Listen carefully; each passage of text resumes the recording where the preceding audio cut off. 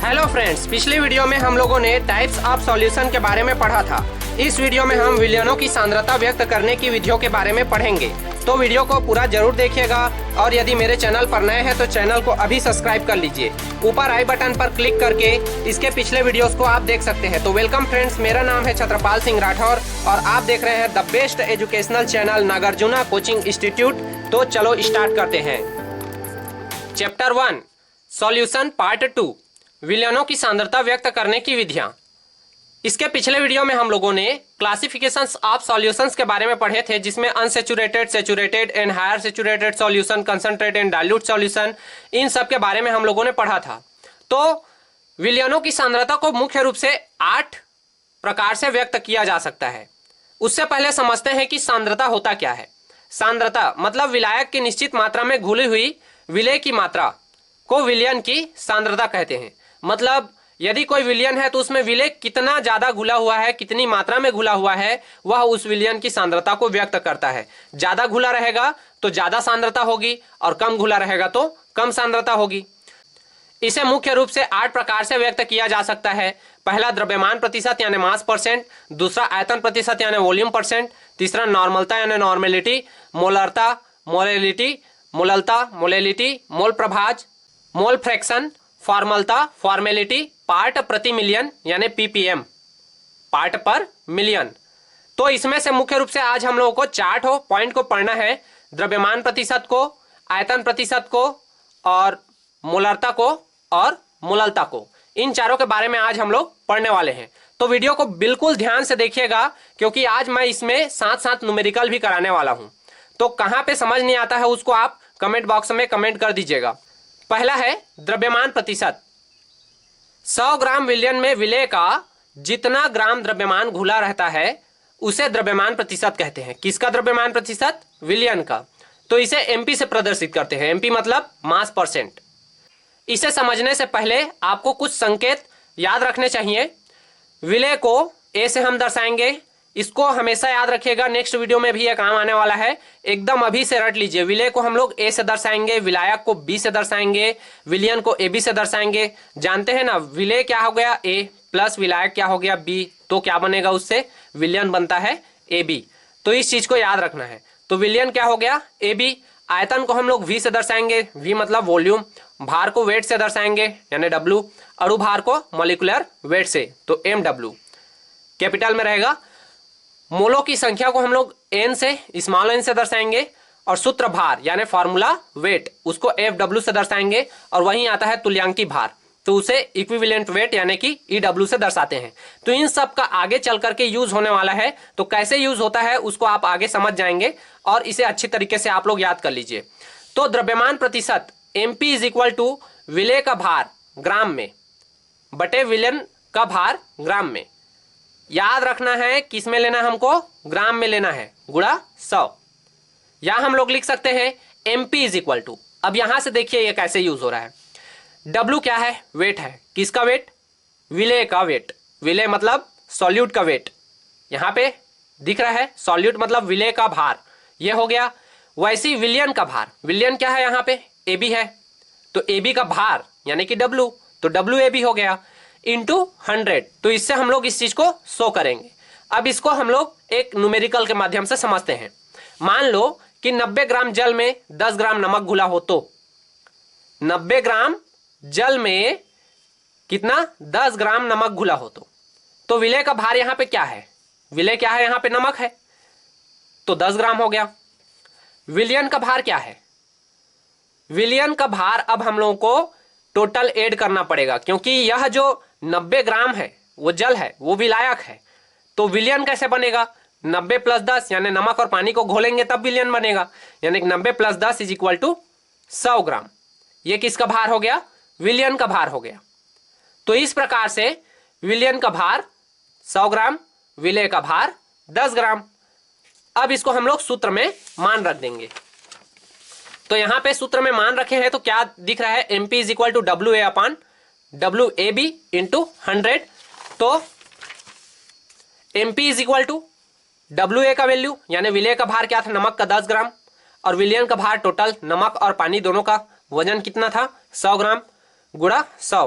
तो यहां से जो आंसर निकल के आएगा वो कितना आएगा 10%। तो 10% द्रव्यमान प्रतिशत उस विलयन का निकला। अगला है आयतन प्रतिशत यानी कि वॉल्यूम परसेंट। वहां क्या होता था, द्रव्यमान प्रतिशत में हम लोग ग्राम यूज करते थे और यहां पे क्या यूज करेंगे, ml यूज करेंगे, बस यही अंतर है। तो 100 ml विलयन में विलय का जितना आयतन घुला रहता है उसे उसका आयतन प्रतिशत कहते हैं। देखिए वहां पे जितना ग्राम घुला रहता था यहाँ पे आयतन, यानी कि जहां पे वहां ग्राम है वहां पे यहाँ क्या हो जाएगा, ml हो जाएगा, मिलीलीटर आयतन हो जाएगा। तो उसका आयतन प्रतिशत उसे कहते हैं, यानी विलयन का आयतन प्रतिशत कहते हैं। इसे वीपी यानी वॉल्यूम परसेंट से प्रदर्शित हम लोग कर सकते हैं। मैं आप लोगों को एक चीज बताता हूं, आयतन और द्रव्यमान में बहुत अंतर होता है। कैसे उसको समझ सकते हैं, मान लीजिए कि एक डिब्बा लेते हैं जिसका हाइट क्या है 1 सेंटीमीटर और उसका ब्रेथ 1 सेंटीमीटर और उसका लेंथ भी क्या है 1 सेंटीमीटर है। तो इस प्रकार से इसका जो आयतन होगा वो 1 घन सेंटीमीटर होगा, लेकिन इसका वेट उसको हम लोग आयतन से तुलना नहीं कर सकते। जैसे इसमें यदि हम लोग पानी भर दें तो पानी का वेट कम होगा, लेकिन यही पूरा लोहे का बना हो तो उसका वेट ज्यादा होगा। तो आयतन दोनों का उतना ही है, 1 घन सेंटीमीटर पानी यानी कि H2O और इतना ही क्या होगा आयरन यानी कि लोहा। दोनों 1 घन सेंटीमीटर, उसका आयतन दोनों का सेम है, लेकिन वेट क्या है दोनों का अलग अलग होगा। पानी कम वजन होगा और आयरन क्या होगा ज्यादा वजनी होगा। तो यह है आयतन और भार में यानी कि ग्राम में अंतर। अब मैं आपको एक और चीज बताता हूं, द्रव्यमान और भार में क्या अंतर है, यानी वेट और मास में क्या अंतर है। बहुत जने इसको सेम समझते हैं, लेकिन बहुत ही अंतर है, इसमें बहुत डीपली अंतर है। वेट हमारे अर्थ पर डिपेंड करता है और द्रव्यमान नहीं करता। अर्थ मतलब पृथ्वी की ग्रेविटेशनल फोर्स पे हमारा जो वेट है यानी भार है वो डिपेंडेंट रहता है। मतलब यदि किसी वस्तु का भार 10 ग्राम है तो यह पृथ्वी उसको 10 ग्राम बल से, न्यूटन फोर्स से क्या कर रहा है, आकर्षित कर रहा है। इसी वजह से यह वस्तु इस पृथ्वी की सतह पे चिपका हुआ है। तो ग्रेविटेशनल फोर्स की वजह से हमारा वेट होता है, लेकिन मास हमारे ग्रेविटेशनल फोर्स पे डिपेंड नहीं करता। जैसे कि मान लीजिए कि सोडियम का जो मॉलिक्यूलर वेट होता है कितना होता है 23 होता है। तो यह जो मॉलिक्यूलर वेट है यह ब्रह्मांड के किसी कोने पर भी, चाहे वो चांद रहे, चाहे निर्वात रहे, चाहे कहीं भी रहे, उसका मॉलिक्यूलर वेट इस सोडियम का कितना रहेगा 23 ही रहेगा। लेकिन वेट हर जगह एक बराबर नहीं रह सकती। चांद में ग्रेविटी कम है तो हो सकता है कि इसका भार कम हो जाए, और पृथ्वी पे ग्रेविटी अधिक है तो यहाँ पे उसका भार अधिक हो जाए। ब्रह्मांड का बहुत सारा ऐसा कोना है जैसे निर्वात, वहां पे इसका वेट बिल्कुल 0 हो जाता है, यानी ग्रेविटी वहां रहती ही नहीं है। तो ग्रेविटी में ये पूरा उसका जो वेट है वो क्या हो जाएगा 0 हो जाएगा। लेकिन इसका जो मास है जो 23 दिखाई दे रहा है वो कभी भी 0 नहीं होगा। तो ये है मास यानी द्रव्यमान और वेट यानी कि भार में अंतर। तो हम लोग आयतन प्रतिशत को देखते हैं। आयतन प्रतिशत यानी कि volume percent is equal to होता है विलय का आयतन ml में, विलयन का आयतन ml में गुणा 100। अब देखिए विलय का आयतन ml में है तो विलय का आयतन यानी कि वॉल्यूम ऑफ सॉल्यूट, तो सॉल्यूट यानी कि हम लोग विलय को किससे दर्शाते हैं A से, उसका आयतन क्या हो गया V। उसी के बाद नीचे विलयन का आयतन क्या हो गया VAB इंटू 100। तो इसे भी हम लोग एक एग्जाम्पल के माध्यम से समझ सकते हैं। मान लीजिए कि 90 ml जल में 10 ml एथिल एल्कोहल यानी कि C2H5OH घुला हो तो विलय का आयतन क्या हो जाएगा VA is equal to 10 ml। यहां पे विलय क्या है एथिल एल्कोहल है, क्योंकि कम मात्रा में है वो विलय होता है, तो 10 ml हो गया। और 90 ml क्या है, ये विलायक है। तो विलयन का आयतन कितना होगा 90 ml प्लस 10 ml, तो टोटल कितना हो गया 100 ml हो गया विलयन का आयतन। अब फिर वैसी द्रव्यमान प्रतिशत जैसे हम लोग को इसमें करना है, तो सूत्र से क्या हो जाएगा, VP is equal to V A upon V A B into 100 is equal to VP is equal to 10 upon 100 into 100, यानी कि 10 ml विलेय का आयतन तथा 100 ml विलयन का आयतन। तो यहाँ से 100 और 100 कटेगा तो बचेगा 10%। ये आंसर हो गया। इसमें मैंने आप लोगों को सिंपल एग्जांपल से समझाया है। यदि आपको कोई कंफ्यूजन हो या फिर कोई क्वेश्चन हो तो उसे आप कमेंट बॉक्स में सेंड कर दीजिएगा। तो अगला है मोलैरिटी यानी मोलरता। 1 लीटर विलयन में घुले हुए विलेय के ग्राम अणुओं की संख्या को मोलरता कहते हैं। इसे कैपिटल एम से प्रदर्शित करते हैं। 1 लीटर विलयन में, आप यहां पे भी ध्यान रखने वाली चीज क्या है, 1 लीटर विलयन में मतलब यहां पे आयतन वाला बात आ गया, वॉल्यूम। तो यहां पे मोलरता इज इक्वल टू क्या होता है, विलेय का भार ग्राम में गुणा 1000, विलयन का आयतन मिलीलीटर में इंटू विलेय का अणु भार, या m is equal to W A into 1000 upon V A B into M W A. अब यहां पे इन सब का वैल्यू मुझे बताना पड़ेगा कि आप लोग जान जाओगे। चलो गेस करते हैं। यहां पे क्या है, विलेय का भार यानी कि विलेय यानी ए और उसका भार यानी W into 1000 upon V A B विलयन का आयतन मिलीलीटर में, तो विलयन यानी ए बी का आयतन, उसके बाद M W A molecular weight को किससे दर्शाते हैं, एम डब्ल्यू से। तो किसका मॉलिक्यूलर वेट, विलेय का ना, तो विलेय का मॉलिक्यूलर वेट कितना है, ये हो गया अणु भार। तो इस प्रकार से हम लोगों ने मोलरता का सूत्र देखा। अब इसका हम लोग एक एग्जांपल देखते हैं। मान लीजिए कि यदि 1.325 ग्राम निर्जल सोडियम कार्बोनेट को 250 ml जल में विलेय किया गया है, तो विलयन की मोलरता ज्ञात कीजिए। तो यहाँ पे हल में हम लोग को सबसे पहले लिखना दिया है सोडियम कार्बोनेट यानी जो विलेय है, सोडियम कार्बोनेट क्या है, विलेय है, का भार कितना है 1.325 ग्राम यहाँ पे दिया हुआ है। अब विलयन का आयतन, विलयन का आयतन क्या है यहाँ पे 250 ml है, VAB। टोटल विलयन का आयतन कितना है VAB यानी 250 ml। अब सोडियम कार्बोनेट, सोडियम कार्बोनेट देखिए यहां पे क्वेश्चन में आपको ये नहीं बताया रहेगा कि सोडियम का कार्बोनेट का फार्मूला क्या होता है, कभी कभी दे दिया रहता है, अलग बात है। तो सोडियम कार्बोनेट का फार्मूला आपको पता होना चाहिए। बहुत सारे केमिकल कंपाउंड के फार्मूले आपको पते होने चाहिए जो आमतौर पे यूज होते हैं।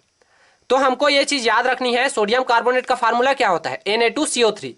प्लस आप लोगों को बेसिक चीजें पता होना चाहिए जो कि आप 11th में पढ़ चुके हैं, जिसमें क्या है मॉलिक्यूलर वेट निकालने की विधि। तो मॉलिक्यूलर वेट कैसे निकालते हैं, हमको आवर्त सारणी यानी जो पीरियोडिक टेबल होता है उसमें से सबका मॉलिक्यूलर वेट जो बेसिक चीजें हैं उसका याद कर लेना चाहिए। जैसे कि सोडियम का 23 होता है, कार्बन का 12 होता है और ऑक्सीजन का 16 होता है। तो इस प्रकार से सोडियम कितना मोल है यहाँ पे 2, तो 23 का गुणा 2 से कर दो। कार्बन क्या है 1 ही है और ऑक्सीजन 3 है, तो 16 का गुणा 3 से कर दो। अब इसको क्या कर देना है, तीनों को प्लस कर देना है।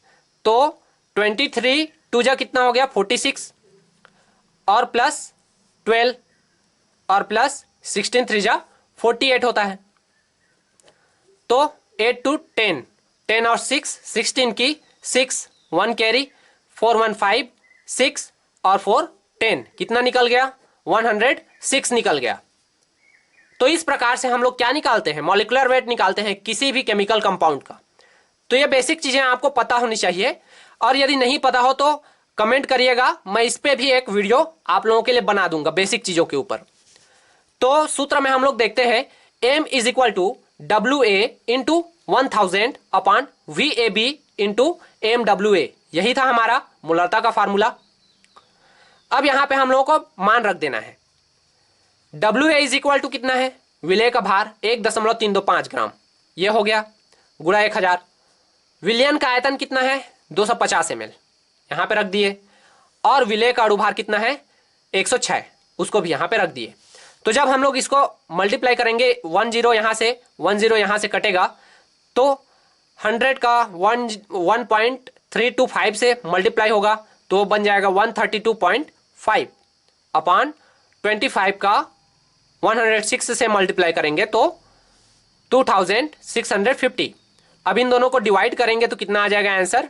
0.05 मोल प्रति लीटर। इसे मैं लिख करके भी समझा सकता था, लेकिन क्या होता है, बहुत ज़्यादा वीडियो लंबा हो जाता है लिखने में, तो इसलिए मैंने इसको शॉर्ट तरीके से आप लोगों को समझाया है।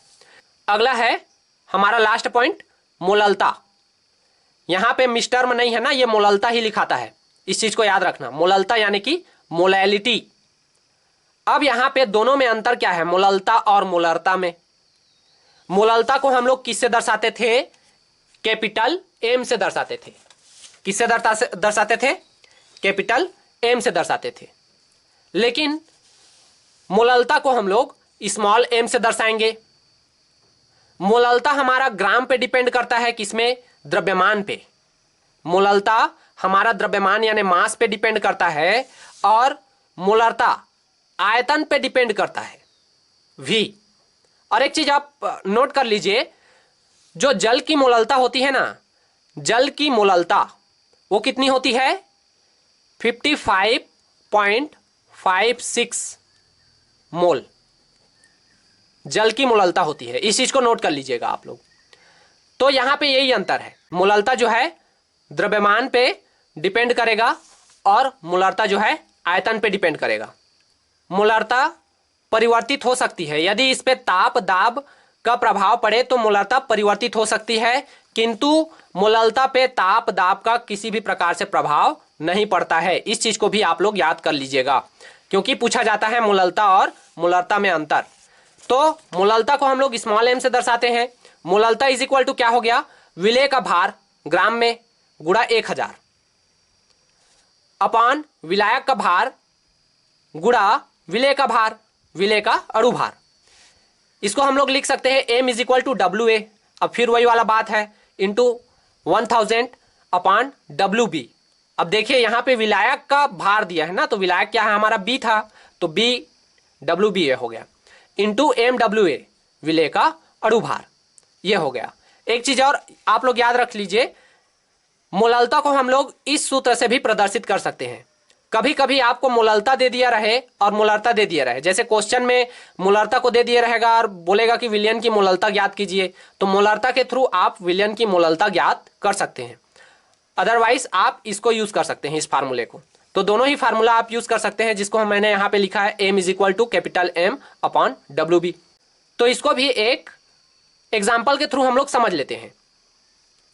100 ग्राम विलयन में 10 ग्राम नमक घुला है। देखिए यहाँ पे 100 ग्राम, वहां पे ml को यूज करते थे ना हम लोग, किसको यूज करते थे? देख सकते हैं यहाँ पे ml यूज करते थे, विलयन बनता था ml में, लेकिन यहाँ पे विलयन किस में बन रहा है? ग्राम में बन रहा है। इस चीज को याद रखना है ना, हमेशा मैं बार बार कह रहा हूं। तो 100 ग्राम विलयन में 10 ग्राम नमक घोला गया है। विलयन की मोललता ज्ञात कीजिए। अब विलयन की मोललता ज्ञात करने के लिए यहां पे दिया है विलेय का भार कितना है? 10 ग्राम। विलायक का भार कितना है? अब देखिए विलायक का भार, यहां तो 100 ग्राम विलयन है ना, तो विलायक का भार कितना होगा? ये विलयन का भार है, तो विलयन में से 10 कम कर दो, मतलब कि विलायक का भार इज इक्वल टू विलयन का भार माइनस विलेय का भार। तो 100 माइनस 10 बराबर 90 ग्राम। ये किसका भार निकला? विलायक का भार। आगे देखते हैं। अब नमक यानी कि सोडियम क्लोराइड का अणु भार, इसको भी उसी फार्मूले से आप ज्ञात कर लेना। सोडियम का कितना होता है? 23 और क्लोरीन का 35 होता है ना, तो कितना हो गया? 3 5 8 और 2 और 3 5 58 हो गया। तो इस प्रकार से निकाल लिए। अब सूत्र से m is equal to WA into 1000 upon WB into MWA इसमें रख देंगे। तो m is equal to WA विलेय का भार कितना था? 10 ग्राम सोडियम क्लोराइड का था ना, इंटू 1000 अपॉन विलायक का भार कितना था? विलायक का भार WB इज इक्वल टू 90 निकाले थे, 100 माइनस 10 गुणा MWA विलेय का अणु भार, ये निकल गया 58, यहां पे रख दिए। यहां से 10, यहां से 10 कैंसिल करो, क्या हो गया? 100 इंटू 10 इज इक्वल टू 1000 फिर हो गया, अपॉन 9 का 58 से मल्टीप्लाई करो, 522 आ गया। और यहाँ पे 1000/522 इज इक्वल टू कितना हो जाएगा 1.915 मोल प्रति किलोग्राम। हाँ, इस चीज को भी आप याद रखिए, यहाँ पे जो निकला मोल किलोग्राम में निकला, क्योंकि यहाँ पे हम लोग वेट को मेजर करते हैं, लेकिन मोलरता में ये मोल प्रति लीटर में निकला था, क्योंकि यहाँ पे आयतन को हम लोग आयतन को मेजर करते हैं। तो इस प्रकार से आप लोगों ने विलयन की सांद्रता व्यक्त करने की 4 विधियों के बारे में पढ़ा। नेक्स्ट वीडियो में हम लोग इसके नेक्स्ट 4 विधियों के बारे में पढ़ेंगे। तब तक के लिए बाय फ्रेंड्स। वीडियो अच्छी लगी हो तो इसे खूब से खूब शेयर कीजिए। जय हिंद, जय भारत।